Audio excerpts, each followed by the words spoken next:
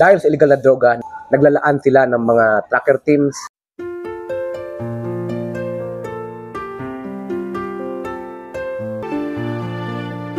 Nakadugog pagmahi sir kay na-appeal ko sa inani nga mga bisyo pero gimahayan nako na sa sir karon nga naa ko diri kay maglisod jud akong kayumtang pud nga naan ako nga lahi ra din na sa sulod sa gawas. This is my show, this is your show, and this is our show. So mga show, nandito tayo ngayon sa Municipal Police Station of Taguluan, no, na pinamunuan ni Police Captain Ralph Rickson Lopez Layog, ang very snappy na hippie ng Taguluan ngayon. So puntahan natin yung opisina nila dahil napag-alaman natin na sunod-sunod po ang kanilang operasyon sa illegal na droga. Kaya tara na! Yan.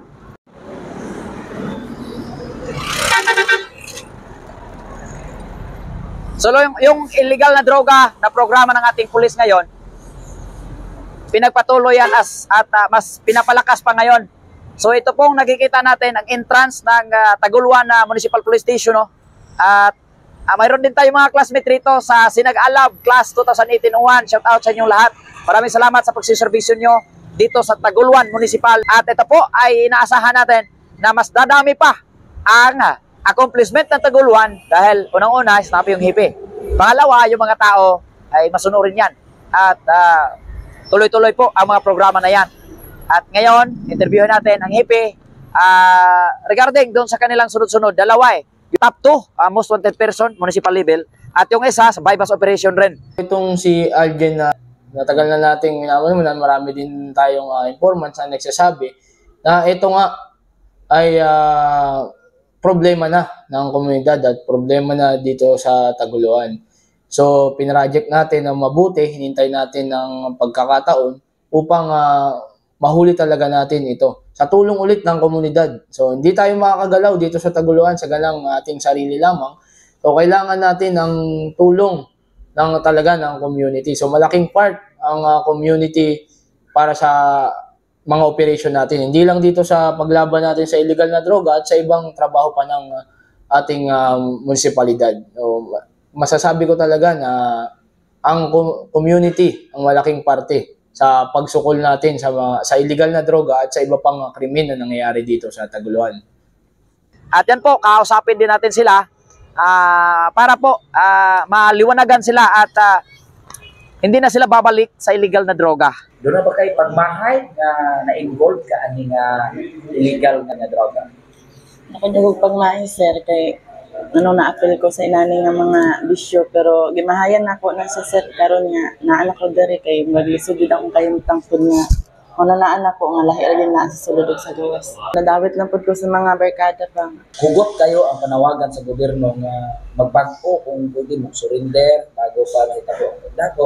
So ayaw ninyo sudli ang bisyo nga ninyo masudlan kay kamo magmahayan tud sa tulan. Maayo po. Nga naman.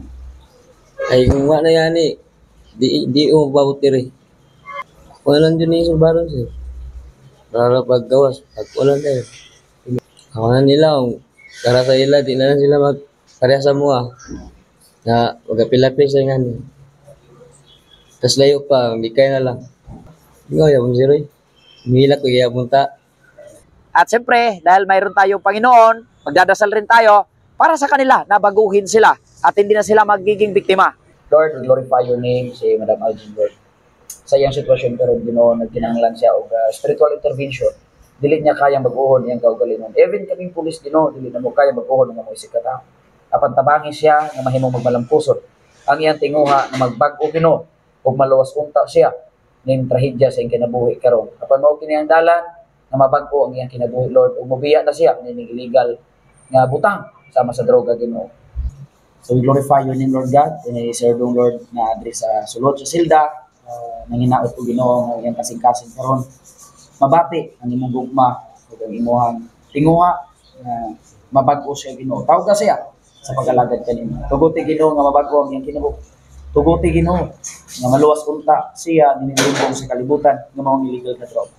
Kini nga pagkadakop niya Ginoo dili kini mao isilot kaniya. Mao kini ang silugdanan sa iyang kabag-uhan ug maluwas siya ikan nilibong. Lord, ako nagampo kanimo. Nagtuo ko nga uban ka nako. Ug wala ko nimo biyay hangtod karon. Ipaabot unta nimo ang panalangin ni Sir Dong Lord God. Dalaygon ka, nangunaan niya iyang mga mahal sa kinabuhi, iyang anak, iyang mga ginikanan ng mga igsuot, nga labaw, nga nasakitan, o gimingaw kaniya. Sa iyang paggawas Ginoo pohon, mahimo na siyang bag-o, o mahimong tinuwag, diya sa mga tubang. We glorify your name, ihatag ang kalipay kaniya, despite nining iyang problema. In Jesus' name, Amen. Tulungan lang natin ang ating kapulisan, lalo na dito sa Taguluan Municipal Police Station. Tulungan natin ang inyong kapulisan. Tulungan nyo ang inyong kapulisan.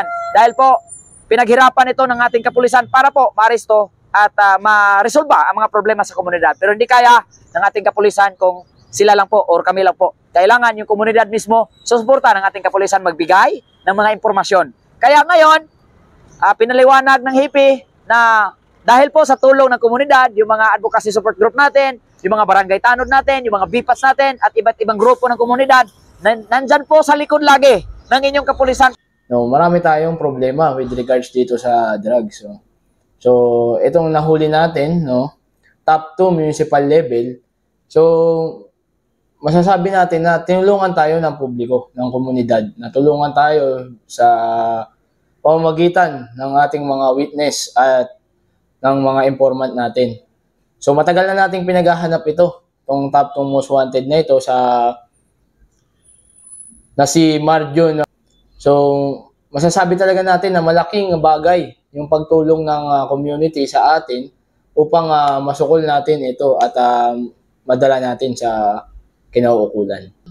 To fight the illegal drugs ay programa din ng ating Chief PNP, no less than our Chief PNP and our RD, na mag-focus tayo ngayon sa illegal drugs dahil makikita natin sa buong Misamis Oriental ang Taguluan Municipal Police Station ang may pinakamalaking problema nga na kinakaharap dito sa droga. So, di natin tatantanan, di natin tutulugan ito at kakaharapin natin upang sa ganun ay matugunan natin ang pangangailangan ng publiko, lalong-lalo na sa paglaban dito sa illegal na droga. Para tulungan ang operasyon against illegal drugs, against terrorism, against any kinds of criminality campaign ng ating kapulisan. Nandyan po ang komunidad na inaasahan. Siyempre, ang local government units po natin, isa po yan na pag-asa ng ating kapulisan na mas mapalakas ang mga programa na dapat gampanan ng ating kapulisan. Kaya maraming salamat po. Ito po ang Taguluan Municipal Police Station